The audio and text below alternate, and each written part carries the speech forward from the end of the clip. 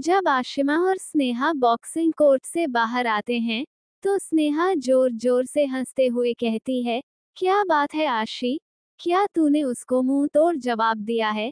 कभी कभी मुझे लगता है कि तू इस दुनिया की सबसे डेयरिंग गर्ल है। आशिमा कहती है, you are right, I am most wanted and powerful girl. किसी के भी में इतनी हिम्मत नहीं है जो आशिमा सहगल के सामने टिक सके। उसके बाद वह अपने बीएमडब्ल्यू को पार्किंग एरिया से निकाल दी है और स्नेहा से कहती है, चल बैठ। स्नेहा तुरंत उसके साथ बैठ जाती है और वो दोनों घर की तरफ निकल जाते हैं। रास्ते में स्नेहा आशिमा को देखते हुए कहती है, बेबी।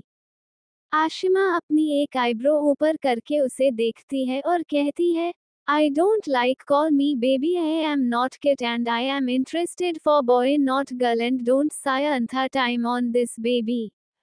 स्नेहा उसे काम डाउन कराते हुए कहती है, ओके ओके, वैसे तूने अपनी पिछली पढ़ाई कहाँ की है?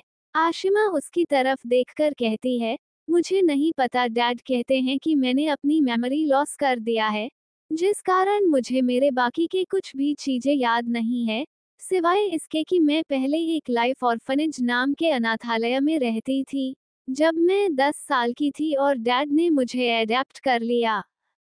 तो स्नेहा सोचते हुए कहती है, तो क्या तू कभी अंकल से पूछती नहीं है? आशिमा कहती है, देख मैं सीधा बोलती हूँ, जो बीत गया सो बीत गया। वो तो मेरे लिए अच्छा होगा ना, अगर अच्छा पल रहा तो सो सैड कि मैंने उसे मिस कर दिया, और अगर बुरा पल रहा होगा तो बहुत अच्छी बात है कि मुझे वह याद नहीं, इसलिए मुझे कोई प्रॉब्लम नहीं है। और कौन सा, मैं बहुत बड़ी हो गई हूँ, मात्र 23 साल की तो हूँ, मेरी अभी रियल लाइफ जीना बाकी है, जो मैं जी रही हूँ। चल तेरा घर आ गया, कहकर वो उसे उसके घर के पास ड्रॉप करती है और फुल स्पीड में अपनी बीएमडब्ल्यू लेकर वहां से निकल जाती है। मुंबई, सहगल हाउस। आशिमा अपने इनर के ऊपर पहने जैकेट को निकालकर सोफे पर फेंकते हुए कहती हैं, डैड। उसकी आवाज सुनकर उसके पिता मनोज सहगल उसकी तरफ देखकर कहते हैं, आ गई हमारी शेरनी, क्या हुआ आज? आशिमा उनके गले लगते हुए कहती है, नथिंग एल्स डैड, मैं हमेशा जीतती आई हूँ और हमेशा जीतती ही रहूंगी। मिस्टर सहगल उसके सिर पर हाथ फेरते हुए कहते हैं, हमारा शेर ऐसा ही है, वो कभी भी नहीं हार सकता। पीछे से मिसेज सहगल आशिमा के कान पकड़ते हुए कहती है, कभी तो लड़कियों वाली हरकतें कर लिया कर, बॉक्सिंग करती है, बाइक चलाती है, कार चलाती है, लड़कों से लड़ती है, अगर तेरे लक्षण ऐसे ही रहे ना तो कोई लड़का तुझे शादी नहीं करेगा। आशिमा अपने कान को छुड़ाते हुए कहती है, कम ऑन मम्मी, आपको पता है मैं इतनी सक्सेसफुल हूँ कि कोई भी बंदा खुद मेरे पास शादी करने के लिए आएगा, मुझे उसके पास जाने की जरूरत नहीं है। और एक बात, ऐसे फालतू लड़के मुझे चाहिए भी नहीं, जो कि लड़कियों को अपने से नीचे समझते हो। उसके बाद मिस्टर सहगल की तरफ देखकर कहती है, डेड, क्या आप ऐसे ही किसी भी लड़के को मेरे गले बांध दोगे? तो मिस्टर सहगल मिसेज सहगल की तरफ देखकर कहते हैं, आइंदा से हमारी बेटी की शादी के बारे में मत रहिएगा, क्योंकि हमारी बेटी हमेशा हमारे साथ रहेगी, हम इसे कहीं नहीं जाने दे रहे हैं। फिर वो आशिमा की तरफ देखकर कहते हैं, जाओ आप फ्रेश हो जाओ, अभी आपने बॉक्सिंग चैंपियन जीत कर आया है। उसकी बात सुनकर आशिमा उसके गाल पर किस करती है और चली जाती है। उसके जाने के बाद मिसेज सहगल मिस्टर सहगल की तरफ देख कर कहती हैं, कब तक आप ऐसे छुपाओगे उससे असलियत कि हम उसके माँ बाप नहीं है?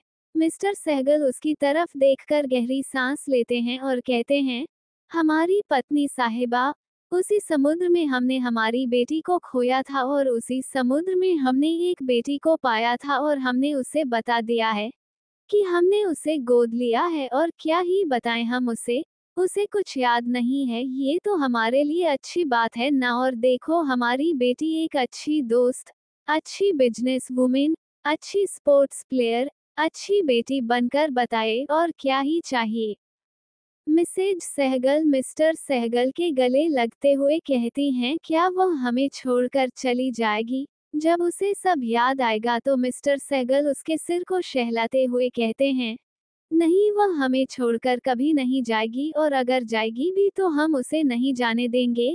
अच्छा, अभी हमारी एक बहुत इम्पोर्टेंट मीटिंग है जिसके लिए हम जा रहे हैं। उसकी बात सुनकर मिसेज सहगल उन्हें छोड़ देती है।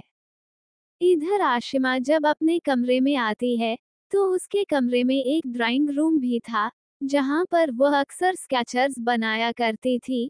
वह एक स्केच को घूरते हुए कहती है, कौन हो तुम? अक्सर सपने में आया करते हो और तुम हमेशा मुझे तकलीफ देते हो, लेकिन मैंने तुम्हें कभी असलियत में नहीं देखा है। मिस्टर ब्लैक आइज कहते हुए वो उस फोटो को लगातार घूरे जा रही थी। फिर वो उसे वापस पर्दे में ढककर अपने कमरे में वापस आ जाती है और शावर लेकर एक शर्ट, जीन्स और ढीली सिटी शर्ट पहन अपने बालों को टॉवल में लपेटकर नीचे आ जाती है। वरुण का आउट हाउस। वरुण अपने लैपटॉप में काम कर रहा था, तभी पृथ्वी का उसे मैसेज आता है जिसमें लिखा हुआ था, कब तक उसे कैद करके रखेगा, छोड़ देना। और एक बात, उसने भागने की कोशिश करी है लेकिन हमने उसे पकड़ लिया है। वरुण की आंखें अचानक कठोर हो जाती है और वो उसे दोबारा मैसेज करता है, मैं आ रहा हूँ। ये कहकर वह तुरंत अपना लैपटॉप बंद करता है और अपनी गाड़ी लेकर वहां से निकल जाता है। कुछ देर बाद उसकी गाड़ी एक जंगल के बीच आकर रुकती है और वह अपनी गाड़ी वहां पर पार्क करके पैदल चलते हुए अंदर जाता है। तभी उसे एक गुफा नजर आती है, वो तुरंत उसके अंदर चला जाता है। जब वह वहां जाता है तब वहां पर बहुत सारे लोग खड़े हुए थे। सब उसे देखकर अपना सिर झुकाते हैं। वरुण उनमें से एक की तरफ देखकर कहता है, कहाँ है वह? तो एक आदमी कहता है, बॉस, उसे हमने बहुत मारा है और वो कमरे में है। उसकी बात सुन वरुण सीधा उस गुफा में बने एक कमरे में चला जाता है जो पूरी तरीके से अंधेरों से लिपटा हुआ था। वो वहां जाकर कुर्सी पर अपने पैर के ऊपर पैर रख अपने उंगली में गन को घुमाते हुए कहता है, कब तक अपना मुंह बंद करके रखोगे? बताओ, तुमने वह सब क्यों किया था? उसके सामने पड़ा आदमी, जिसकी हालत बहुत खराब थी, ऐसा लग रहा था जैसे सालों से वह नहाया धोया नहीं हो और उसके चेहरे पर पूरी तरीके से मिट्टी और खून के दाग धब्बों के निशान थे। वह आदमी अपना मुंह खोलता है और सिर्फ एक वर्ड उसके मुंह से निकलता है, पानी। वरुण अपने आदमी की तरफ देखकर कहता है, पानी पिलाओ इसे। उसका आदमी तुरंत एक बड़े से बाल्टी में पानी लेकर आता है और उसके सामने रख देता है। वो आदमी तुरंत उसे पीने लगता है लेकिन वह पानी इतना खारा था कि उसके गले से नहीं उतरता। वरुण अपनी जगह से उठता है और उस खारे पानी की बाल्टी को पूरी तरीके से उसके शरीर पर उड़ेल देता है, जिसके साथ ही उस लड़के का चेहरा दिखने लगता है। वो कोई और नहीं, अनुराग भाटिया था। वरुण उसके गाल को कस के पकड़े हुए कहता है, क्यों फेंका था तूने आशी को? हाँ। अनुराग पागलों की तरह हंसते हुए कहता है, जो मेरी नहीं हो सकती उसे मैं किसी का नहीं होने देता। और मैंने तो कितनी शराफत के साथ उससे कहा था कि चलो मेरे बिस्तर तक, लेकिन उसने मुझे मारा था, जिस कारण मैंने उसे हमेशा के लिए मौत की नींद सुला दिया। वरुण उसकी बात सुनकर उसके गले को दबाकर उसके मुंह पर घुसा मारते हुए कहता है, कमीनी, तेरी इतनी हिम्मत कि तुम मेरी आशी के साथ सोना चाहता है? अगर मुझे उस दिन सीसीटीवी नहीं मिलता तो तुझे मैं कभी पकड़ ही नहीं पाता, कहकर वो उसके मुंह पर एक और घुसा मारता है, जिसके साथ ही अनुराग के मुंह से खून निकलने लगता है और उसके आंखों के आगे अंधेरा सा छा जाता है और वो वहीं पर बेहोश हो जाता है। वरुण अपने आदमी की तरफ देखकर कहता है, इसे जिंदा रखो और ऐसे ही तड़पा तड़पा कर मारो।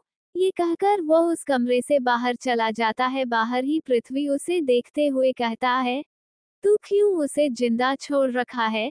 मार देना उसे। वरुण एक लंबी गहरी सांस लेता है और कहता है, इतनी भी क्या जल्दी है? मौत तो आनी है थोड़ी देर से ही सही। पृथ्वी उसकी तरफ देखता है और कहता है, क्या तू आशी से सच में प्यार करता था? अचानक वरुण की आंखें कठोर हो जाती है और वो पृथ्वी की तरफ घूरते हुए कहता है, मैं उससे प्यार नहीं करता था और ना ही मैं कभी उससे प्यार करूंगा। वो सिर्फ मेरी है और वो मेरी ही रहेगी। मर गई तो क्या हुआ, उसकी रूह तक भी मेरी है। ये कहकर वो वहां पर रखे चेयर पर बैठ जाता है। पृथ्वी अपने सिर को झटकते हुए कहता है, भाटिया अभी भी अपने बेटे को खोज रहा है।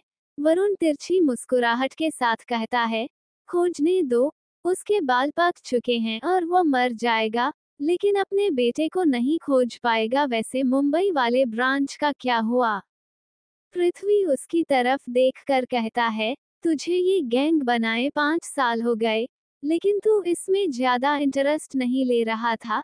लेकिन इन 2 सालों में तूने अपनी आधी से ज्यादा समय यहीं पर बिताया है। तू बता सकता है इसका रीजन? वरुण कहता है, क्योंकि मुझे लोगों को तकलीफ देकर अब खुशी होती है।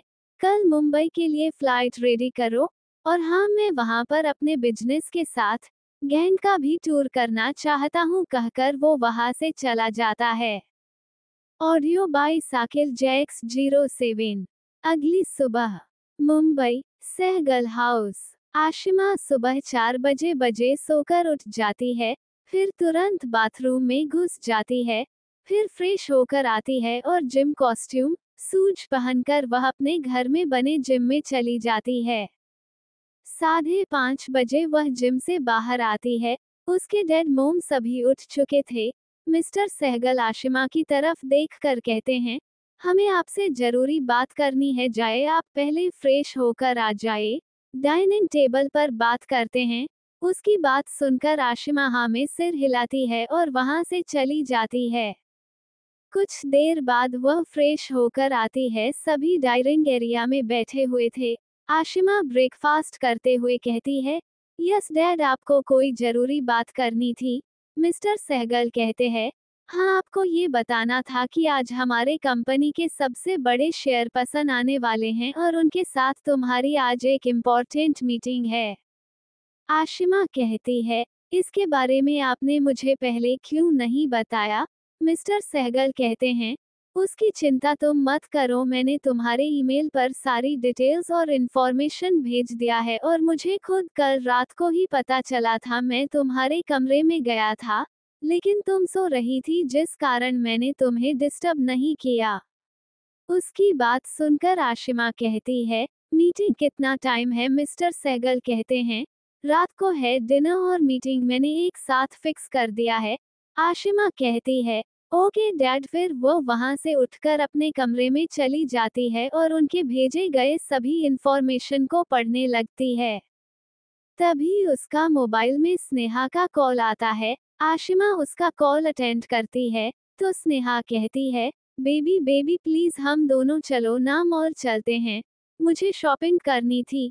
तुम तो मेरी बहुत अच्छी दोस्त हो ना, प्लीज प्लीज प्लीज। उसकी बात सुनकर आशिमा एक गहरी सांस लेती है और कहती है, ठीक है, मैं 10 मिनट में आ रही हूँ, रेडी रहो। ये कहकर वह अपना लैपटॉप बंद कर दिया और जाकर अपना जीन्स, शॉर्ट इनर और उसके ऊपर में ब्लैक जैकेट, स्पोर्ट्स शूज और अपने बालों को हाई पोनीटेल में बांध लेती है।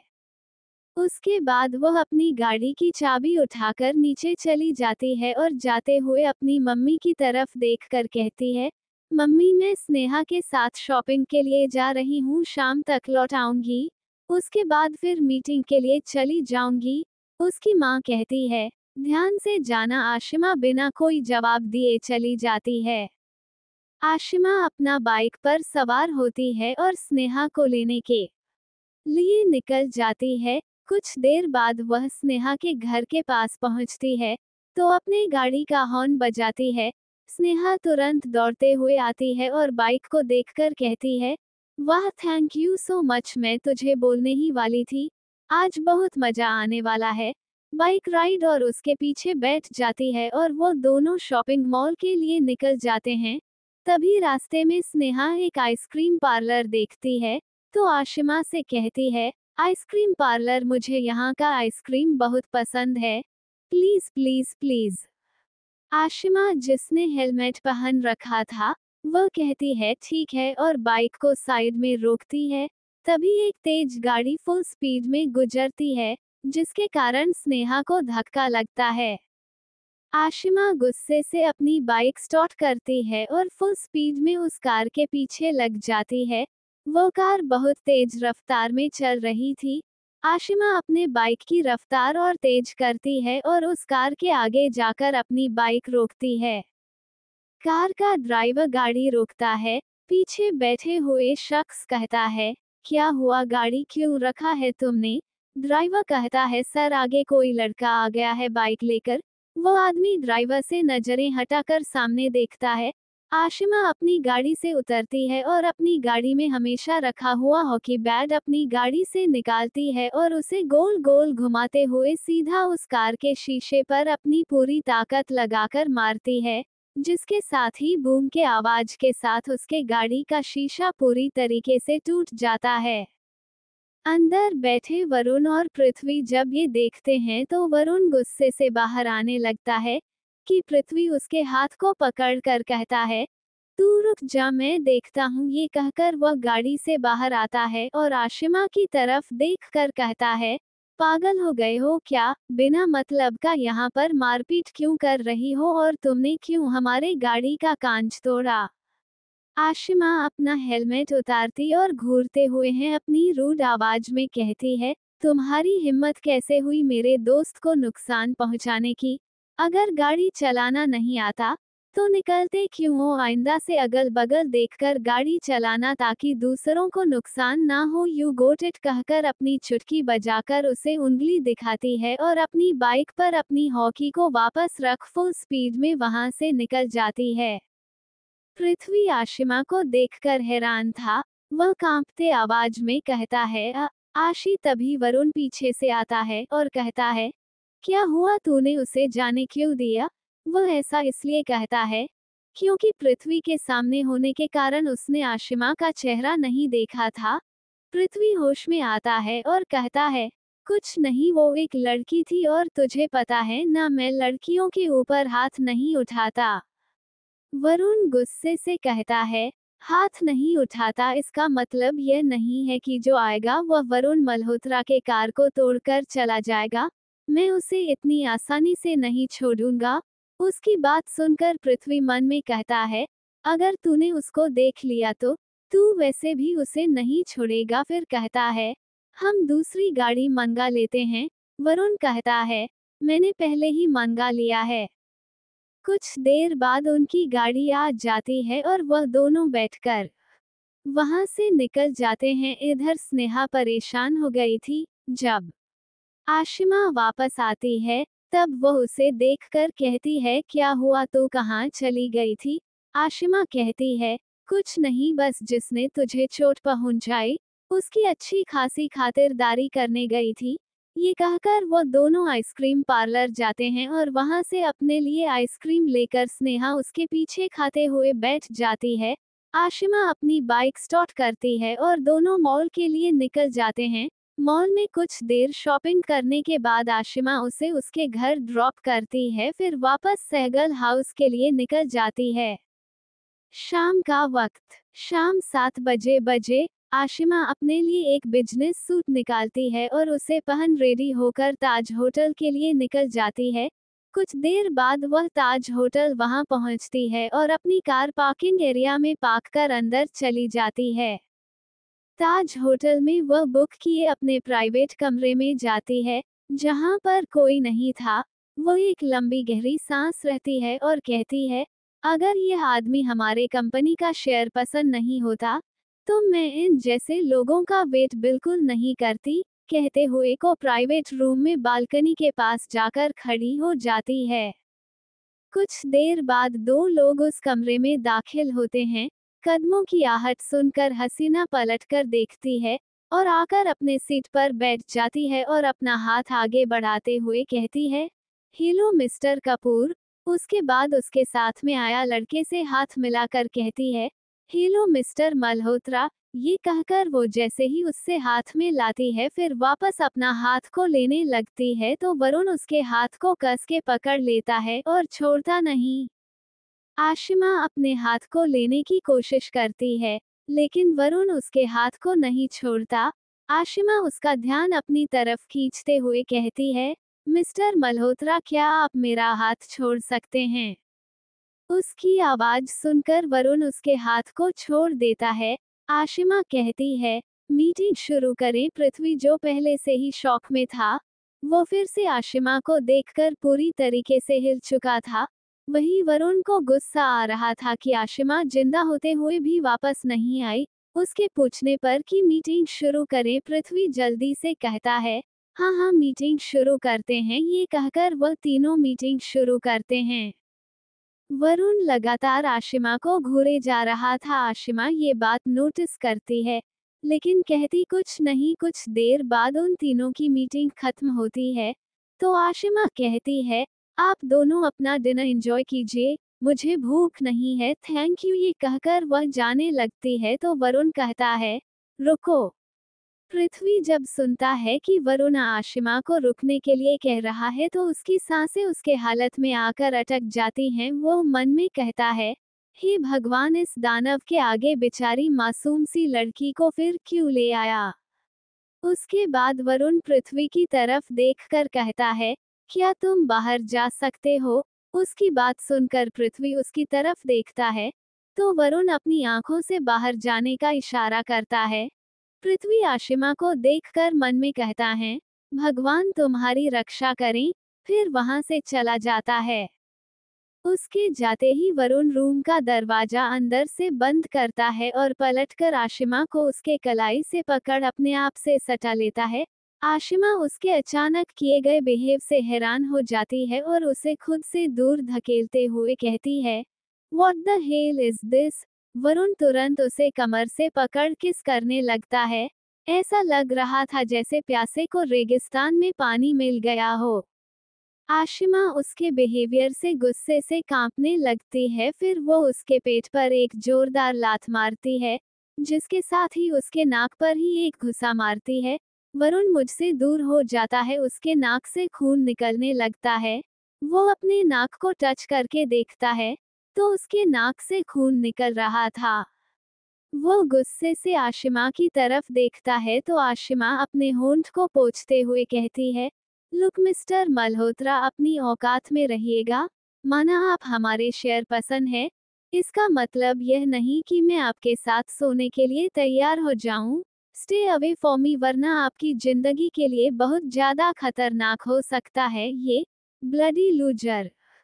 ये कहकर वह जाने लगती है, तो वरुण उसे कमर से पकड़ अपने आप से सटाकर उसके चेहरे को अपने दोनों हाथ में लेकर कहता है, आशी, तुम कहाँ चली गई थी? मैंने तुम्हें कितना ढूंढा। आशिमा उसे धक्का देते हुए कहती है, यह क्या हरकत है? मैंने कहा ना, मैं तुम्हें नहीं जानती और क्यों बार बार मेरे करीब आ रहे हो? मैं बता रही हूँ तुम्हें, मैं कोई आशी नहीं हूँ, मेरा नाम आशिमा सहगल है और मैं तुमसे आज पहली बार मिल रही हूँ। ये कहकर वो एक जोरदार थप्पड़ उसके गाल पर मारती है, जिसके साथ ही वरुण का चेहरा एक तरफ झुक जाता है और उसके होंठ के किनारे से खून निकलने लगता है। आशिमा उसे अपना उंगली दिखाकर कहती हैं, दूर रहना मुझसे। ये कहकर वह वहां से अपने कपड़े ठीक करते हुए चली जाती है। पृथ्वी जब आशिमा को बाहर आते हुए देखता है तो कहता है, आशी, तुम कहाँ थी? तुम्हें पता है हमने तुम्हें कितना खोजा? आशिमा फिर झल्लाते हुए कहती है, What the hell is this and what are you talking about me? I am not a Ashi, my name is Ashima Sehgal. फिर अपने आप को थोड़ा शांत करती है और कहती है, अपने उस फालतू दोस्त को समझाओ, हर लड़कियां उसके बिस्तर पर जाने की नहीं होती। आइंदा से मेरे करीब आने की कोशिश ना करें, वरना अभी सिर्फ सबक सिखाया है, अगली बार उठने लायक नहीं रहेगा। ये कहकर वह वहां से पैर पटकते हुए चली जाती हैं। Audio by Sakil Jacks 07। उसकी बात सुनकर पृथ्वी तुरंत रूम में जाकर देखता है तो वरुण गुस्से में कांप रहा था। वहां पर रखे कुर्सी पर अपनी लात कस कर मारता है, जिससे वह कुर्सी वहीं पर एक कोने में जाकर टूट जाती है। पृथ्वी उसे संभालते हुए कहता है, ये तू क्या कर रहा है? क्यों ये सब कर रहा है? वरुण से खुद से दूर धक्का देते हुए कहता है, समझती क्या है वो खुद को, और वह ऐसा बिहेव क्यों कर रही है? जैसे वह मुझे नहीं जानती। पृथ्वी उसे शांत कराते हुए कहता है, तू शांत हो जाओ, मैं उसके बारे में सब कुछ पता लगाता हूँ। तू इतना टेंशन मत ले। वरुण से घूरते हुए कहता है, टेंशन ना लूं, कैसे ना लूं, उसने मुझे फिर से मारा है। मैं उसे नहीं छोड़ूंगा। मैं उसकी वह हालत करूंगा कि वह दोबारा कभी मुझसे दूर जाने के बारे में सोचेगी भी नहीं। उसकी हिम्मत कैसे हुई मुझे मारने की, मुझे दी वरुण मल्होत्रा को। पृथ्वी इस बार गुस्से से कहता है, तेरे इसी रवैया के कारण उसकी ये हालत हुई है, समझा? जितना तेरा एटीट्यूड है ना, वो सब अगर तू उसे पाना चाहता है तो छोड़ना होगा, क्योंकि अगर तू अपने एटीट्यूड में रहा तो वह लड़की तुझे जिंदगी में कभी नहीं मिलने वाली। तू हमेशा उसके लिए तड़पते रह जाएगा और वह तुझे ठुकराते रह जाएगी।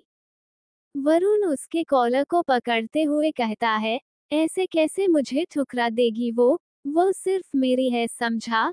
सी इज ओनली माइन, मैं उसे किसी और के साथ बर्दाश्त नहीं कर सकता, मैं उसे पाके रहूंगा। पृथ्वी उसका मजाक उड़ाते हुए कहता है, कैसे पाएगा तू उसे, ऐसे जबरदस्ती करके या फिर एक बार उसके साथ वह सब करके जो तूने 2 साल पहले किया था, उसे मजबूर करके। लेकिन एक बात याद रखना, उस लड़की को देखकर मुझे नहीं लगता कि उसकी कोई भी मजबूरी है। वरुण उसकी बात सुनकर शैतान की तरह हंसते हुए कहता है, मजबूरी सबकी होती है, उसकी भी होगी। तो पृथ्वी अपना कॉलर उससे छुड़ाकर कहता है, ये बात याद रखना, यह आशिमा सहगल है। आशी को तो उस अनुराग ने समुद्र में डुबो कर मार दिया था, और यह जो आई है आशिमा सहगल है, उसकी आंखों में सिर्फ गुस्सा, हिम्मत और सब चीजों को तबाह कर देने की चाहत है। अगर तेरी मजबूरी के बारे में उसे पता चल गया तो सोच वह क्या करेगी तेरे साथ। वरुण उसकी तरफ देखकर कहता है, मेरी कोई मजबूरी नहीं है, कोई भी नहीं है। मैं इतना पावरफुल हूँ कि कोई भी मेरे आगे नहीं टिक सकता। तो वह लड़की क्या है, नाजुक सी कहकर वो अपने नाक से निकल रहे खून को पोंछता है और सोफे पर आकर अपने पैर के ऊपर पैर रखकर बैठ जाता है। पृथ्वी उसे समझाते हुए कहता है, एक बार तूने जो गलती की है वह मत कर। इस बार तू उसे प्यार से अपना बना देखना, वो खुद तेरे पास आएगी, क्योंकि प्यार में वह ताकत है जो जबरदस्ती में नहीं है। वरुण उसकी तरफ देखता है और कहता है, चल ठीक है, तेरी बात मानकर मैं प्यार तो कर लेता हूँ।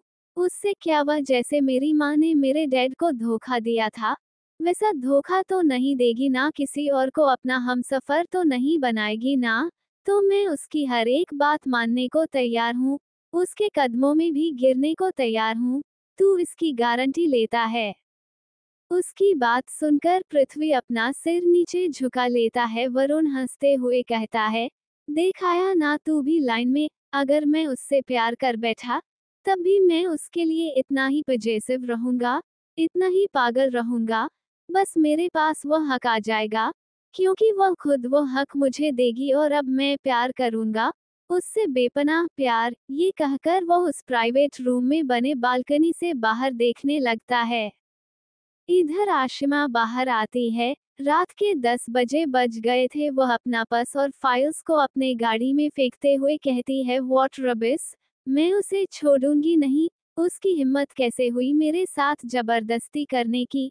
अगर वो हमारे कंपनी का शेयर पसंद नहीं होता तो कसम मुझे मेरे डैड की, मैं उसे जिंदा नहीं छोड़ती। कहकर वह अपना गाड़ी स्टार्ट करती है और फुल स्पीड में गुस्से से वहां से निकल जाती है। कुछ देर बाद वह एक सुनसान सड़क पर पहुंचती है और वहां पर से अपना फोन निकाल कर किसी को कॉल करके कहती है, मेरी कार लेकर आओ तुरंत। उसकी बात सुनकर दूसरी तरफ से कॉल कट कर दिया जाता है। वह अपने गाड़ी के बोनट पर बैठ जाती है। कुछ देर बाद उसके पास एक रेड कलर की गाड़ी आकर खड़ी होती है। उसमें से एक हैंडसम सा लड़का बाहर आता है, जिसे देखकर आशिमा कहती है, जीत चाबी। जीत उसके हाथ में चाबी रखते हुए कहता है, लेडी बॉस, मैंने सुना है राइवल गैंग का बॉस मुंबई आया हुआ है। आशिमा कहती है, अभी मेरा मूड बहुत खराब है, मुझे रिलैक्स होना है। उसके बाद उसके साथ क्या करना है ये सोचना है। तब तक तुम उसकी सभी इंफॉर्मेशन कलेक्ट करके रखो कि वो एक्चुअल में है कहाँ। हम सुबह 2 बजे उनके ऊपर हमला करेंगे और एक बात इस बारे में किसी को पता नहीं होना चाहिए। ये कहकर वो वहां से फुल स्पीड में निकल जाती है। जीत उसे जाता हुआ देखकर कहता है, तुम कब मेरी फीलिंग समझोगी, जानकर भी अनजान कब तक बनती रहोगी। जब से तुमने हमारे गैंग को बनाया है, तब से मैंने सिर्फ तुमसे प्यार किया है और तुम मुझे हमेशा नजरअंदाज करती हो। लेकिन देखना एक दिन तुम जरूर मेरे फीलिंग्स को समझोगी। सोचते हुए वो उसकी कार में जाकर बैठता है और वहां से निकल जाता है। इधर आशिमा अपनी गाड़ी को फुल स्पीड में चला रही थी। तभी वह देखती है कि वहां पर एक लड़की को कुछ लोग जबरदस्ती गाड़ी में बैठा रहे थे। उसे देखकर वो मन में कहती है, लगता है मुझे मेरा भड़ास उतारने का जरिया मिल गया। ये कहकर वह वहां पर अपने चेहरे पर मास्क लगाकर चली जाती है। उसके बाद अपनी गाड़ी को वहां पर रोककर उनके तरफ देखती है, तो जो लड़की उनसे बचने के लिए अपने आप को छुड़ाने की कोशिश कर रही थी, वह आशी के पीछे छुपते हुए कहती है, हमें बचा लीजिए, ये जबरदस्ती हमें अपने साथ ले जाना चाहते हैं। आशिमा उस लड़की की तरफ देखकर कहती है, अपने आप को लड़की समझकर कमजोर समझ रही हो। एक बात याद रखना, लड़कियां कभी कमजोर नहीं होती, फाइटिंग करनी आती है। वो लड़की अपना सिर ना में हिला देती है। तो आशिमा उसकी तरफ देखकर कहती है, जिंदगी कभी भी एक समान नहीं होती, उतार चढ़ाव आते ही रहते हैं और इन जैसे भेड़िए भी लड़कियों को नोचने के लिए हमेशा रहते हैं। इसलिए अपने सेल्फ डिफेंस के लिए फाइटिंग सीख लेना। तो उसकी बात को सुनकर उनमें से एक आदमी कहता है, अरे ओ लेक्चर देने वाली, पहले खुद को तो बचा ले, उसके बाद में फिर इस लड़की को बचाना। वैसे तू भी बहुत खूबसूरत है, चल आज तेरे साथ ही हम सभी मजे कर लेते हैं। ये कहकर उनमें से एक आदमी आगे बढ़ता है। तो आशी अपने जूतों से उसके चेहरे पर धूल उड़ाकर उसके सीने पर अपने जूते से एक जोरदार लात मारती है, जिससे वह आदमी वहीं पर जमीन में गिर जाता है। आशिमा उसकी तरफ देखकर कहती है, लड़की समझकर मुझे कभी भी मासूम समझने की गलती मत करना। जितनी शक्ल से खूबसूरत हूँ उतनी ही खतरनाक भी हूँ। ये कहकर वह धोबी घाट के कुत्ते की तरह उसके सभी लोगों को धोने लगती है। कुछ देर तक पीटने के बाद उन सब की तरफ देखकर कहती है, आज के बाद किसी लड़की को छेड़ोगे? सभी एक साथ कहते हैं, नहीं दीदी, हम आज के बाद किसी लड़की को नहीं छेड़ेंगे और हम इस लड़की को लेने आए थे, ना कि इसे छेड़ रहे थे, क्योंकि यह अपनी शादी से भाग गई है। आशिमा उस लड़की की तरफ देखकर कहती है, क्या ये लोग सच कह रहे हैं? वह लड़की रोते हुए कहती है, मेरे घर वाले मुझे मजबूर करके एक बहुत बड़े गुंडे से मेरी शादी करा रहे थे, इसीलिए मैं अपनी शादी को छोड़ भाग आई। आशी को उसके लिए थोड़ा बुरा लगता है। फिर वो उन लोगों की तरफ देखकर कहती है, दफा हो जाओ यहाँ से। उसकी बात सुनकर वह सभी लोग वहां से 9-2-11 हो जाते हैं। आशिमा उस लड़की की तरफ देखकर कहती है, कहाँ जाओगी तुम, मैं तुम्हें छोड़ देती हूँ। वो लड़की रोते हुए कहती है, मेरा भी दुनिया में कोई नहीं है, क्योंकि जिन्हें मैं अपना समझती थी, वो मुझे किसी और के पास बेच रहे हैं, इसीलिए मैं अपनी जान देने जा रही हूँ।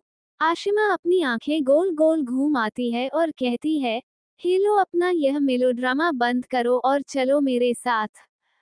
वो लड़की रोते हुए कहती है, मैं आपके साथ कहाँ जाऊंगी। आशिमा मुस्कुराती है और कहती है, वहाँ जहाँ पर सिर्फ मेरे जैसी मजबूत लड़कियां रहती है।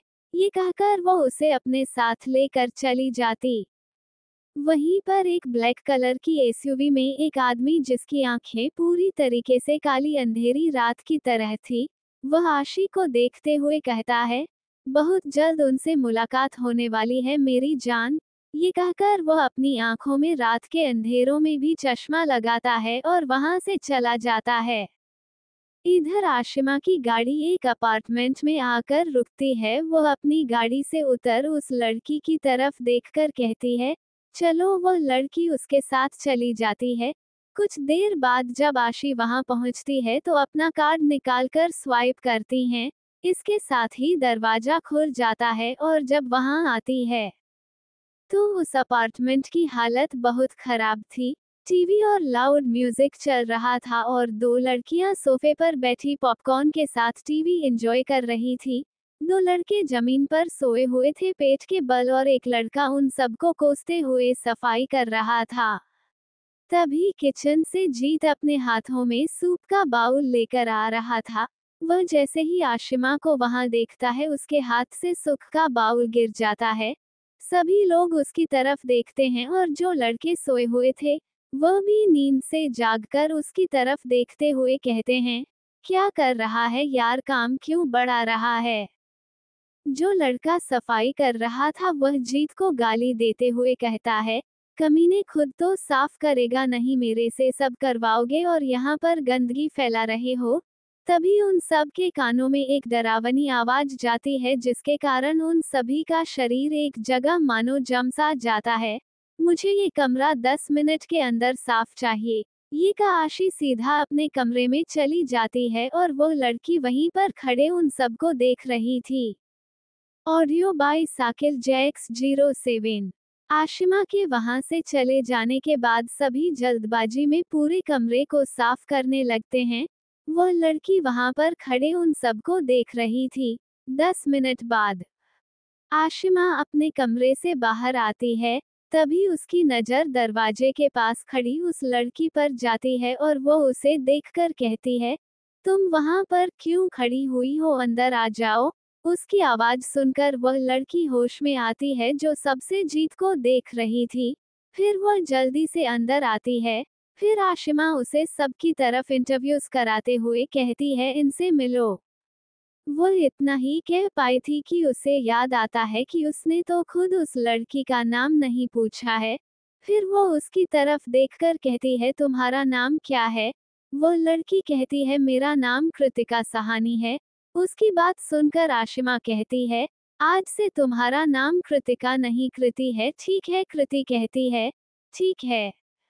आशिमा फिर सबकी तरफ देखकर कहती है, इसकी शादी जबरदस्ती इसके मम्मी पापा किसी गुंडे से करा रहे थे, इन सब चीजों के बारे में पता लगाओ और वह आदमी है कौन इसके बारे में भी ठीक है। तो जीत कहता है, लेडी बॉस आपने कहा था 2 बजे हमला करना है। आशिमा कहती है, हाँ मुझे याद है, मैंने पूरी प्लानिंग कर रखी है। तुम बस मुझे ये बताओ कि वह जगह कहाँ पर है। जीत कहता है, वो मुंबई से दूर जो खाली कारखाना है वहां पर शायद। वह लोग कोई डील करने वाले थे। आशिमा कहती है, ठीक है चलो सभी अपना तैयारी करो। उसके बाद कृति की तरफ देखकर कहती है, तुम यहीं पर रहो, हम थोड़े टाइम में आते हैं।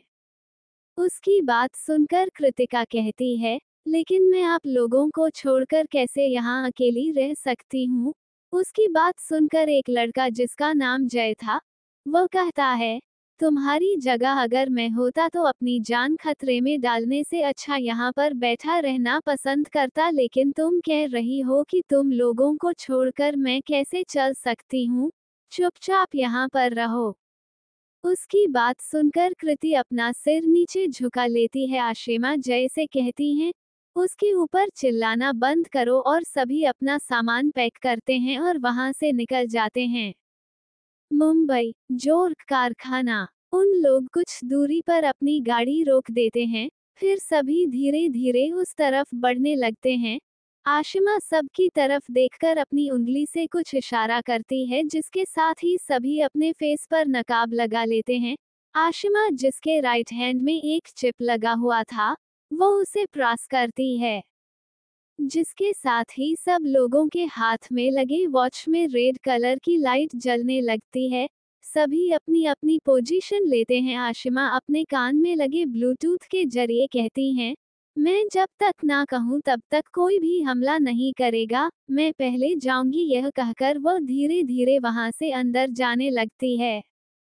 तभी एक आदमी उसके सामने आकर कहता है, कौन हो तुम। आशिमा तुरंत उसे शूट कर देती है। गन में साइलेंसर लगे रहने के कारण किसी को पता नहीं चलता।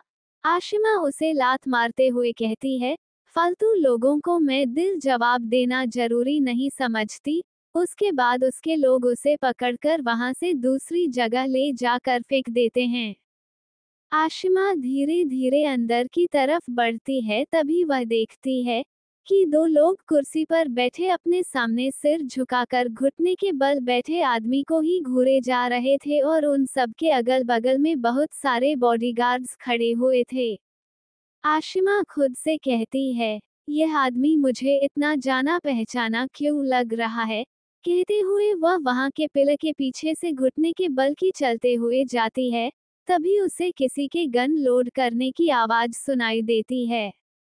जब वह पीछे पलटकर देखती है, तो एक आदमी ने उसके ऊपर गन लोड करके रखा था। वह कहता है, हैंड्स अप, चालाकी करने की कोशिश मत करना।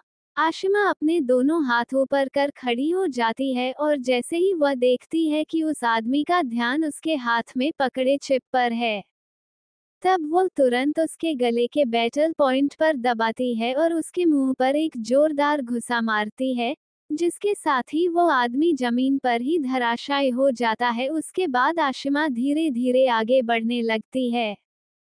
जब वह एक पिलर के पीछे जहां पर कि उन लोगों को देखती है, तो वो लोग भी आशिमा की तरह अपने चेहरे पर नकाब लगाए हुए थे। आशिमा कहती है, आज तो मैं इस आदमी का चेहरा देखकर रहूंगी, चाहे कुछ भी हो जाए, चाहे मुझे उसके सामने ही क्यों ना जाना पड़े। कहते हुए वो दबे पांव पीछे से उस तरफ जाने लगती है और जैसे ही एक आदमी के पीछे पहुंचती है कि वो आदमी तुरंत अपनी जगह से खड़ा हो अपना गन निकालकर आशिमा की तरफ पॉइंट करता है। आशिमा भी तुरंत अपनी कर निकालकर पॉइंट करती है। आशिमा उसके चेहरे पर नकाब होने के कारण सिर्फ उसकी आंखें देख रही थी। वो खुद से कहती है, इसकी आंखों को देखकर लगता है जैसे मैंने इसे पहले भी देखा है। तभी उसके कानों में उस शख्स की आवाज आती है जो कह रहा था, कौन हो तुम और यहाँ क्या कर रहे हो। आशिमा, जिसने अपने पास ट्यून चेंजर पकड़ रखा था, वह कहती है, तुम कौन हो जो यहाँ पर इल्लीगल काम कर रहे हो। वो शख्स हंसते हुए कहता है, क्या तुम सीबीआई वाले हो या फिर पुलिस अधिकारी हो। आशिमा फिर से कहती है, इससे तुम्हें कोई मतलब नहीं होना चाहिए। मुझे पता चला है कि यहाँ पर गोल्डन एरा कोई डील करने वाला है। वो शख्स कहता है, मैं ही गोल्डन एरा का सेकंड लीड बॉस हूँ। क्या कर लोगे तुम मेरा। तुम्हारे कुछ करने से पहले मैं ही तुम्हें जान से मार दूंगा। उसकी बात सुनकर आशिमा हंसते हुए कहती है, मर गए मुझे मारने वाले, और मैंने जो ये गन पकड़ रखी है, वो क्या सिर्फ तुम्हें दिखाने के लिए है। चलती भी उतनी ही अच्छी है। ये कहकर वो तुरंत सूट कर देती है। लेकिन वह शख्स शायद पूरी तरीके से चौकन्ना था, जिसके कारण वह झुक जाता है और अपनी पैर से उसके हाथ में लात मारता है। तो आशिमा उसके पैर को पकड़ लेती है और उसे पकड़कर खींच लेती है, जिसके कारण वह शख्स जमीन पर गिर जाता है। उसके बाद आशिमा जैसे ही उस शख्स को पीटने वाली होती है कि उस शख्स के लोग उसे चारों तरफ से अपनी गन पॉइंट पर रख लेते हैं।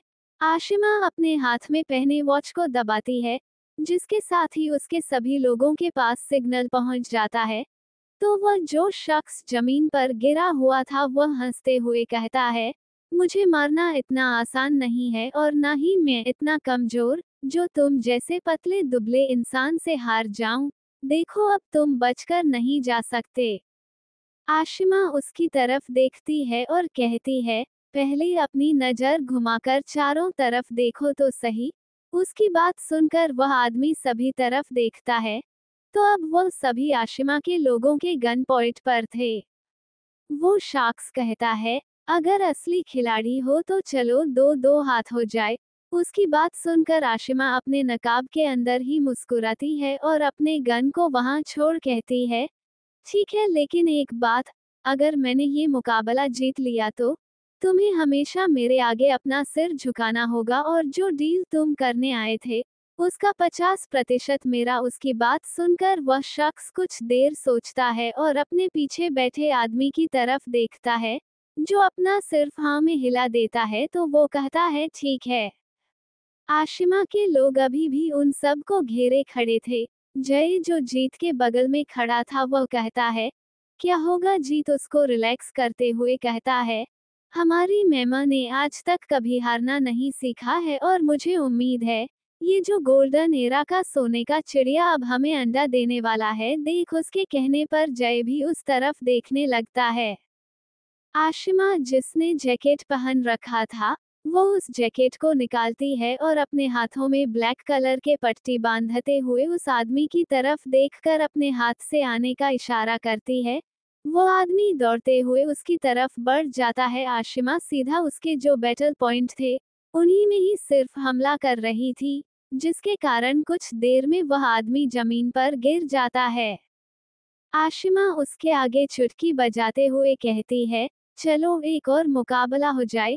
ये कहकर वह अपने हाथों से देती है उसके मुंह पर एक जोरदार घुसा और उसके पेट पर जोरदार लात मारती है।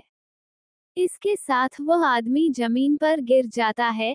आशिमा फिर से अपना हाथ देती है, तो वह आदमी गुस्से से उसके हाथ को झटक देता है और जैसे ही वो उसके चेहरे के नकाब को ही निकालने वाला था, कि आशिमा उसके चेहरे पर एक जोरदार घुसा मारती है, जिसके साथ ही उस आदमी का नकाब निकालकर जमीन पर फेंका जाता है और उस आदमी के मुंह से खून निकलता है। आशिमा उसे देखकर थोड़ी हैरान होती है। उसके बाद मन में कहती है, तुम्हारी जगह अगर तुम्हारा दोस्त होता तो ज्यादा मजा आता। वह अभी सोच ही रही थी कि उसके दोस्त की आवाज वहां पर गूंज उठती है, जो कह रहा था उसके साथ बहुत लड़ लिए तुम, अब चलो मेरी बारी है। आशिमा उसकी तरफ देखती है और मन में कहती है, अब आएगा मजा। ये कहकर वह जैसे ही आगे बढ़ने वाली होती है, कि जीत आते हुए कहता है, बॉस आप इससे क्यों लड़ रहे हो? इसके लिए तो मैं ही काफी हूँ। उस आदमी का दोस्त कहता है, क्यों तुम्हारे बॉस में इतनी भी ताकत नहीं है कि वह एक के साथ दो से लड़ सके? उसकी बात सुनकर जीत गुस्से में कहता है, अपनी मुंह बंद करके रखो। आशिमा उसकी तरफ देखकर हाथ से इशारा करती है, तो जीत उस आदमी को घूरते हुए वहां से चला जाता है। फिर आशिमा अपना हाथ आगे कर उसे आने का इशारा करती है।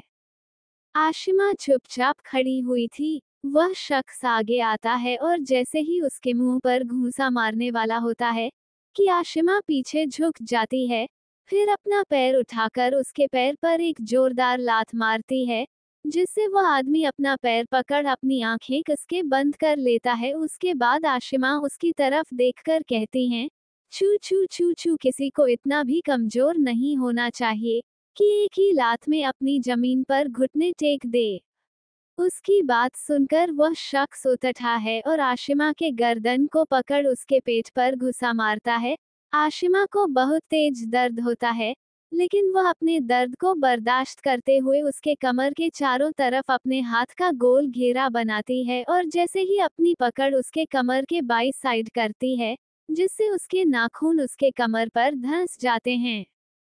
उस इंसान के कमर पर एक तेज दर्द की लहर दौड़ होती है, जिससे उसकी पकड़ आशिमा के गर्दन पर थोड़ी ढीली होती है, तो आशिमा उसे उठाकर पटक देती है। अब ये लड़ाई काफी ज्यादा भयानक हो रही थी। कोई भी हार मानने को तैयार नहीं था। आशिमा लास्ट में उसके दोनों कान को अपने हाथों से कस के मारती है, जिसके साथ ही वो उसके नकाब को उतार कर फेंक देती है और उसके गाल को कस के पकड़ अपने पास लाते हुए कहती है, आइंदा से अपनी घटिया शक्ल मुझे कभी मत दिखाना, समझे? और अपना डील याद रखना, वरना मुझसे बुरा कोई नहीं होगा। ये कहकर वह उसे छोड़ देती है, तो वह शख्स पीछे से उसे जोरदार लात मारता है, जिससे आशिमा को धक्का लगता है और उसके चेहरे पर जो नकाब लगा हुआ था, वो उसके चेहरे से निकल जाता है। जब वह शख्स आशिमा को देखता है, तब उसकी आंखें हैरानी से बड़ी हो जाती है। वह कहता है, आशी। आशिमा की तरफ देखकर गुस्से से कहती है, मिस्टर मल्होत्रा, मैं उम्मीद करूंगी जैसे आप एक गैंगस्टर हैं और किसी को भी अपना पहचान बताना नहीं चाहते, वैसे ही आप भी मेरी इस असलियत को किसी के सामने नहीं लाएंगे। और दूसरी बात, मैं कोई आशी नहीं हूँ, मेरा नाम आशिमा सहगल है और आइंदा से मेरे साथ बदतमीजी या फिर उलझने से पहले ये पिटाई याद कर लीजिएगा, आपके लिए काफी अच्छा होगा। अब तो आपको हमेशा मेरे आगे अपना सिर झुकाना होगा, so just salute me. Audio by Sakil Jacks 07। उसकी बात सुनकर वरुण गुस्सा से कांपने लगता है और उसकी तरफ बढ़ते हुए कहता है, मेरी जान, मेरा नाम वरुण मल्होत्रा है। मैंने आज तक किसी के आगे झुकना गवारा नहीं समझा है। तो तुम क्या चीज हो? और जहां तक बात रही तुम्हें सैल्यूट करने की, वो तो मैं कभी नहीं करने वाला और ना ही मैं तुम्हारे आगे कभी झुकूंगा। उसकी बात सुनकर आशिमा कहती है, कभी कभी अपने एटीट्यूड छोड़कर अपनी जान बचाने के लिए लोगों के आगे झुक जाना चाहिए मिस्टर मल्होत्रा, और शायद आपको दर्द ज्यादा पसंद है। उसकी बात को वरुण ना समझते हुए उसकी तरफ देखता है कि अचानक आशिमा उसके घुटने पर एक जोरदार लात मारती है, जिसके कारण वरुण दर्द से तड़पते हुए घुटने के बल बैठ जाता है। आशिमा उसके आगे चुटकी बजाती जाती हैं और कहती हैं, गुड जॉब मिस्टर मल्होत्रा। पृथ्वी, जिसकी हालत कुछ ज्यादा ही खराब थी, वह आशिमा को देखकर मन में कहता है, ये लड़की इतना एटीट्यूड के साथ वापस आएगी, मैंने कभी नहीं सोचा था। मैं तो इसे चला गया सोच रहा था। But not bad baby, you are come, अब आएगा मजा। लेकिन तुमने ठीक नहीं किया, इसके साथ साथ मुझे भी पीट कर। इसका बदला तो मैं लेकर रहूंगा और वह बदला होगा तुम्हें हमेशा के लिए वरुण की बनाना। वरुण तुरंत खड़ा होकर अपने पैर को स्ट्रेच करता है और आशिमा की तरफ देखकर उसके कमर से पकड़ उसे अपनी तरफ खींच उसके चेहरे पर अपनी उंगली से सहलाते हुए कहता है, तुम्हारे आगे झुकने के लिए तैयार हूँ। क्या तुम जिंदगी भर मेरे आगे झुकने के लिए तैयार हो? उसकी बात सुनकर आशिमा उसके पेट के पास अपने हाथ में पकड़े गन को रखते हुए कहती है, एक बार फिर कहना, जो तुमने कहा तुम्हारे किडनी की चिथड़े ना उड़ा दिए, तो मेरा नाम वह इतना ही कह पाई थी कि वरुण उसके होठों पर अपने होंठ रख उसे किस करता है, फिर दूर होते हुए कहता है, मिसेज आशी, वरुण मल्होत्रा नहीं। उसकी बात सुनकर आशिमा उसे धक्का देती है और उसके चेहरे पर घुसा मारते हुए कहती है, अपना शब्द वापस लो, क्योंकि मैं तुम जैसे तुच्छे आदमी के साथ कभी भी अपना नाम नहीं जोड़ना चाहती। कहते हुए वह दोबारा उसके ऊपर हाथ उठाने ही वाली थी कि वरुण उसके हाथ को पकड़ मोड़कर उसकी पीठ से लगाते हुए उसके पीठ को अपने सीने से सटाते हुए कहता है, जाओ जाकर पूछो मिस्टर सहगल से, उन्होंने मुझे पसंद किया है तुम्हारे लिए, लेकिन मैंने रिजेक्ट कर दिया था क्योंकि मैंने उस समय तुम्हें देखा नहीं था। लेकिन जब पता चला कि मेरी आशी ही मिस्टर सहगल की बेटी आशिमा सहगल है, तब मैंने देर नहीं लगाई और तुरंत हाँ कह दिया। आशिमा अपनी कोहनी से उसके पेट पर मारने के लिए जैसे ही उठाती है कि वरुण उसके हाथ को तुरंत पकड़ उसे भी उसके पीठ से लगा देता है। जीत, जो कि वहां पर यह सब देख रहा था, गुस्से से अपनी गन लेकर आगे बढ़ता है। तभी वहां पर बहुत सारे लोग आ जाते हैं और आशिमा के जितने लोग थे सभी को घेर लेते हैं। पृथ्वी जीत की तरफ देखकर कहता है, भाई तू कुछ ज्यादा ही उतावला नहीं हो जा रहा है? लगता है हमारी आशी पर तेरा दिल आ गया है। देखना तेरा चेहरा कैसे एकदम तमतमा रहा है गुस्से से जब तू किसी और लड़के को उसके करीब आते हुए देख रहा है तो। उसकी बात सुनकर वरुण आशिमा को छोड़ देता है, फिर अपने कदम जीत की तरफ बढ़ाकर उसके चेहरे को अपने एक हाथ में पकड़ दबाते हुए कहता है, अपनी ये चाहत अपने दिल तक सीमित रख, वरना ये जो दिल धड़क रहा है ना, उसके नाम पर धड़कना ही बंद कर देगा, क्योंकि वह सिर्फ मेरी है, पहले भी और अब भी। हम दोनों हमेशा से दूसरे से प्यार करते हैं, पहले भी और अब भी। पीछे से आशिमा चिल्लाते हुए कहती है, यू ब्लडी रास्कल, मैं तुम जैसे घटिया इंसान से कभी प्यार नहीं कर सकती, और जहां तक बात है तुम्हारी आशी की, मैं तुम्हारी आशी नहीं हूँ, मेरा नाम आशिमा सहगल है। वरुण उसकी तरफ पलटता है और कहता है, कोई बात नहीं आशिमा सहगल जी, बहुत जल्द तुम वरुण आशी मल्होत्रा होने वाली हो, और अपना ये सुंदर बदन संभाल कर रखिएगा, इसलिए अपने पति के सामने होने वाले पति के सामने एटीट्यूड को थोड़ा कम करना, क्योंकि मुझे मेरे ऊपर चिल्लाने वाले लोग बिल्कुल पसंद नहीं है, कहीं मैं भूल ना जाऊं कि तुम कौन हो। उसकी बात सुनकर आशिमा उसकी तरफ अपने कदम बढ़ाती है और बिल्कुल उसके सामने आकर उसकी आंखों में आंखें डालकर कहती है, जहां तक बात है मुझे चोट पहुंचाने की, एक बात याद रखना मिस्टर मल्होत्रा, हाँ मैंने अपनी इन 2 सालों को छोड़कर की सभी जिंदगी भूल चुकी है, और अगर आप है मेरी जिंदगी में तो मैं उसे याद भी नहीं करना चाहती, क्योंकि मैं आप जैसे इंसान से तो कभी प्यार नहीं करूंगी। इसलिए अपना ये सिली टीनेजर के लड़के की तरफ बिहेव करना बंद कीजिए और जाए किसी अच्छी लड़की को अपने लिए चूज कर लीजिए, क्योंकि आपको पत्नी का प्यार और आपने इस घटिया नेचर को बर्दाश्त कर सके। एक बात और याद रखिएगा, जिंदगी में कभी भी अपनी यह मनहूस शक्ल मेरे सामने लेकर बिल्कुल मत आइएगा, और मैं आप सबसे लड़ना नहीं चाहती।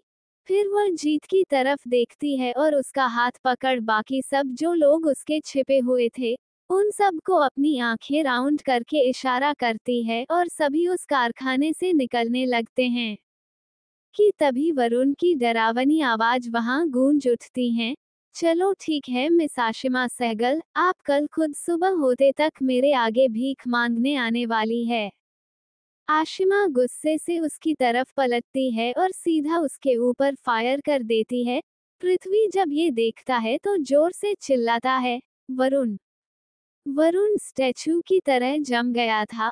उसे यकीन नहीं हो रहा था कि आशिमा उसके ऊपर गोली चला सकती हैं। वो अपने आसपास देखता है, लेकिन उसे किसी भी तरीके का दर्द का एहसास नहीं होता। फिर वो पीछे पलटकर देखता है, तो जस्ट उसके कान के 1 इंच नीचे से गोली दीवार पर जाकर लगी थी। आशिमा उसकी तरफ देखती है और डेविल स्माइल के साथ कहती है, निशाना चूका नहीं है मिस्टर मल्होत्रा, इतनी जल्दी आपको नहीं मारना चाहती, और जहां तक बात है आपके पास जाने की, तो अपनी ये 2 कौड़ी की धमकियां अपने पास रखिएगा, मेरे सामने मत दिखाना। उसके बाद पृथ्वी की तरफ देखकर कहती है, मिस्टर कपूर अपने इस बेवकूफ नहीं छोटे बच्चे को संभाल कर रखिए, क्योंकि अगर मेरा दिमाग किसका ना, तो कल सुबह जैसे कि आपके गाड़ी की चिथड़ी उड़ाए थे, वैसे आपके इस दोस्त के उड़ाने में मुझे समय नहीं लगेगा। फिर वरुण के सभी आदमियों की तरफ अपनी सरसरी नजर डालती है और उसके सभी दोस्तों के साथ वहां से निकल जाती है। वरुण जो कि अभी भी स्टैचू बने खड़ा था, वो पृथ्वी की तरफ देखकर कहता है, इसका मतलब यह है कि कल गाड़ी को भी इसी ने तोड़ा था। पृथ्वी अपनी नजर इधर उधर करते हुए कहता है, हाँ इसी ने तोड़ा था, तो क्या हुआ? वरुण गुस्से से उसके ऊपर वहां पर पड़ा डंडा उठाता है और फेंकते हुए कहता है, गधे बताया क्यों नहीं? इस लड़की ने मेरी गाड़ी को भी नुकसान पहुंचाया है। पृथ्वी उस जगह से हटते हुए कहता है, कमीने उसने देख रहा है मेरी क्या हालत की है, और तुम मुझे पीट रहा है, क्या बताता मैं तुझे? जिस लड़की को तूने तकलीफ दिया वह तुझे तकलीफ देने के लिए एक बहुत ज्यादा स्ट्रांग लड़की बनकर आई है। उसकी बात सुनकर वरुण उसके पास जाता है और उसके कॉलर को पकड़कर कहता है, एक बात याद रखना, वह भले ही कितनी ही स्ट्रांग हो जाए, उसकी मजबूरियां मुझे बहुत अच्छे से पता है, उसे सभी चीजें याद दिलाओ। पृथ्वी अपनी कॉलर छुड़ाते हुए गुस्से से कहता है, अगर उसे सब याद आ गया ना तो वो तुझे बर्बाद कर देगी। तो वरुण कहता है, मैंने कब कहा मैंने उसके साथ किया है? उसे याद कराओ। मैंने कहा उसके प्यारे बच्चे, उसकी प्यारी काकी, उन सब के बारे में याद कराओ और उनको यहाँ लेकर आओ, और हम 2 दिन बाद दिल्ली के लिए निकल रहे हैं। जेद तैयार रखना। उसके बाद अपने मुंह से निकल रहे खून को थूकता है और वहां से चला जाता है। इधर आशिमा गुस्से से अपनी गाड़ी को फुल स्पीड में चलाते हुए सीधा सुबह के 3 बजे सहगल हाउस पहुंचती है और सीधा अपने कमरे में चली जाती है। अपने कमरे में बने ड्राइंग रूम में जाकर जिस पेंटिंग पर उसने पर्दा चढ़ाया हुआ था उस पर्दे को फेंक देती है। फिर उस स्केच को देखते हुए कहती हैं, अब पता चला कि तुम कितने बुरे हो। इसीलिए मेरे सपने में हमेशा आया करते थे। मैंने तुम्हें समझा दिया है मिस्टर मल्होत्रा, चले जाओ यहाँ से वरना बहुत भारी पड़ सकता है तुम्हें मेरे आगे अपना सिर उठाना।